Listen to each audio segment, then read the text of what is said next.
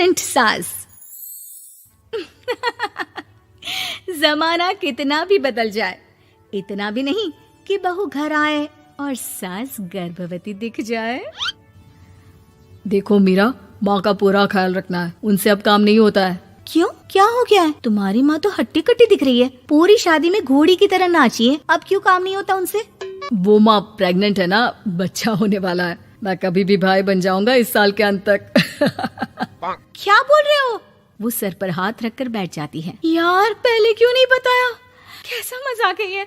झूठ बोल रहे हो ना? हाँ, झूठ बोल रहे हो ना? तभी ससुर की आवाज आती है। बहू, पानी गरम कर दे, तेरी सास को दवाई देनी है। समय पर दवाई ना दी तो परेशानी हो जाएगी। और हाँ, जरा काजू पीस कर दूध में मिलाकर ले आना। तेरी सास खुद से तो अपनी संभाल करेगी नहीं। हे भगवान, ये मैं क्या सुन रही हूँ? ये ससुर जी को क्या हो गया है? मैं क्या सोच कर आई थी? हाय रे, मैं तो किसी को मुंह भी नहीं दिखा पाऊंगी। अब ये रोना धोना बाद में करना, पहले गर्म पानी कर दो, माँ को दवाई देनी होगी। और हाँ, रात को माँ के पैरों में तेल लगा देना। बहू को गुस्सा आ जाता है। वो बड़बड़ करती किचन में जाती है जहाँ उसका ससुर खड़ा होता है। एक बड़ी जिम्मेदारी है हम सबके सर ऊपर। इस उम्र में माँ बनना खतरे से खाली नहीं होता। हाँ हाँ, पता है। तो क्यों बन गई माँ? अरे खतरे से कम नहीं है तो क्या जरूरत थी लल्ला पैदा करने की? कैसी बात कर रही हो बहू? क्या तुम खुश नहीं कि घर में एक नया मेहमान आएगा, छोटे छोटे पैरों से पूरे घर में घूमेगा? पिताजी, ये हाथ जोड़े आपके, आप यहाँ से जाओ।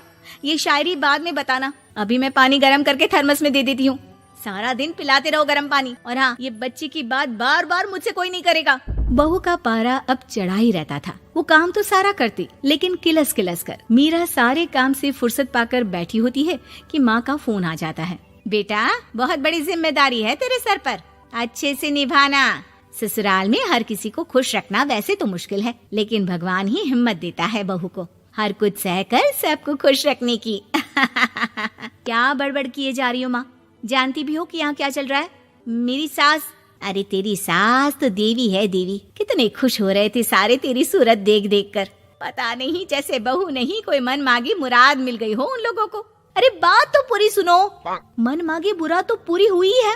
अरे मेरी सास को बच्चा होने वाला है, प्रेग्नेंट है वो। क्या बकवास कर रही है मीरा? ये बात किसी को कहना मत। मुझे तो बता दिया, लेकिन अब अपनी जबान सिल ले। कहाँ है तेरी सास? बात तो करा मेरी। पूछू जरा, पोता पोती खिलाने की उम्र में खुद का बच्चा खिलाने का शौक कहाँ से आ गया? और आया भी तो बताना तो चाहिए था। अब क्या नाक कटाने के लिए हम लोगों से रिश्ता जोड़ा है? रुक, तेरे पापा से बात करती हूँ। मीरा फोन रखकर लेट जाती है। वो एक सपना देखती है कि उसकी गोद में एक बच्चा खेल रहा है। भाभी की गोद में कितना खुश दिख रहा है ना, लग ही नहीं रहा कि भाभी है। मैं तेरे लिए क्या लाया हूँ, सोने की बालियाँ। तेरी शादी में तो मैं बुढ़ा हो जाऊंगा ना। अरे कैसी बात कर रहा है बेटा, इसकी जिम्मेदारी तो तू ही लेगा।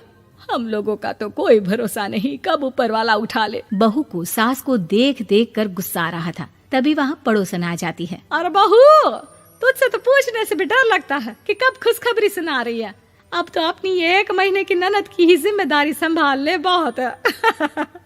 अपने जेवर भी रख देना और पैसे भी जमा करना शुरू कर दे। वो बात आगे बढ़ाती उससे पहले ही बहू जोर से चिल्लाकर उठ जाती है। नहीं नहीं नहीं नहीं, मैं अपने जेवर किसी को नहीं दूंगी। अरे कौन ले रहा है तुम्हारे जेवर? तुम औरतें भी ना सपने में भी जेवर ही संभालती रहती हो। मैंने जो सपना देखा है ना, सुनोगे तो होश उड़ जाएंगे। अच्छा, तुम अपना सपना बाद में बताना, पहले मेरा सुनो। कल मैंने इतना अच्छा सपना देखा कि अगर वो पूरा हो जाता है ना तो मैं तुम्हारे लिए रानी हार बनवा दूंगा। बहू अब सारे गम भूलकर पति का सपना सुनने में लग जाती है। अरे क्या सपना था, बताइए ना। बोलिए भी तो, क्या सपना है? मैं पूरा कर दूंगी अगर बात रानी हार की है तो। बोलिए बोलिए। मैंने रात को सपना देखा कि माँ को बेटी हुई है और मुझे बहन। सच्ची, इस घर में बेटी हो जाए तो मैं तो झूम ही उठूं। मीरा का मुंह बन जाता है। वो चुप हो जाती है और सपने की बात याद करती है कि बेटी हुई तो उसे ही अपने गहने उसे देने होंगे। फिर तो रानी हार की जरूरत पड़ेगी ही। भाई, लड़की बड़ी होगी, उसकी शादी होगी तो जेवर तो चढ़ाने ही होंगे ना। कहाँ से आएंगे वो? कितनी समझदार हो तुम मीरा। मैंने भी यही सोचकर तुम्हारे लिए रानी हार लेने का सोचा था। अरे फूटी किस्मत मेरी, जो ऐसा परिवार मिला। मेरे पापा की तो मैं अभी क्लास लगाती हूँ, जो सब जानते हुए भी ऐसे परिवार में मेरी शादी कर दी। बहू पिता को फोन लगाने ही वाली होती है कि ससुर की फिर से आवाज आती है। बहू, गरम पानी ले आ जल्दी, थर्मस में खत्म हो गया है। बाद में खबर लेती हूँ मैं पापा की, पहले सास को गर्म पानी दिया हूँ। बहू अभी किचन में काम कर ही रही थी कि मीरा के मम्मी पापा आ जाते हैं। वो हाथ में ढेर सारे फल लेकर आते हैं। मीरा के पिता मीरा के ससुर से कहते हैं, लीजिए भाई साहब, ये फल रखिए, बहन जी को खिला दीजिएगा। वैसे कैसी है उनकी तबीयत? बस पता तो है आपको, ऐसे वक्त में जो होता है बस वही सब। मुझे तो सुनकर बहुत गुस्सा आया था, लेकिन चलिए, भाग्य में जो है लिखा उसे कौन टाल सकता है। डॉक्टर को दिखाए? हाँ, बस डॉक्टर आने ही वाला है। अच्छा हुआ आप लोग भी आ गए। उतने में एक सुंदर सी लेडी डॉक्टर आती है। पेशेंट कौन है आप? अरे नहीं जी, मैं तो बहू हूँ इस घर की। मैं तो अभी सोच भी नहीं सकती पोता या पोती के बारे में, अभी तो मेरी सास ही। अरे चुप हो जाना, देख तो ले, डॉक्टर है ये, किसी के भी सामने गुस्सा फोड़ देती है। डॉक्टर कमरे में जाती है और थोड़ी देर बाद बाहर आ जाती है। पीछे से सास भी निकल आती है। हे भगवान, इतना दुख तो किसी को भी ना दे जितना मुझे दिया है। देखिए बहन जी, आप लोगों को तो ये सोचना भी नहीं चाहिए था। वही तो मैं भी कह रही थी कि आप लोगों के लिए तो सोचना भी गुनाह है, लेकिन अब पछताए होत क्या जब चिड़िया चुग गई खेत। डॉक्टर वहाँ से चली जाती है। मैं माँ नहीं बन सकती, मैं प्रेग्नेंट भी नहीं हूँ। ये कैसे? तुम तो बोल रही थी कि अरे वो गैस का दर्द था और पेट भी गैस से फूल रहा था।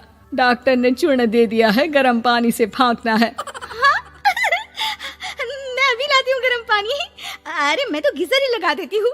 हाय रे, खुशी के मारे पागल ना हो जाओ।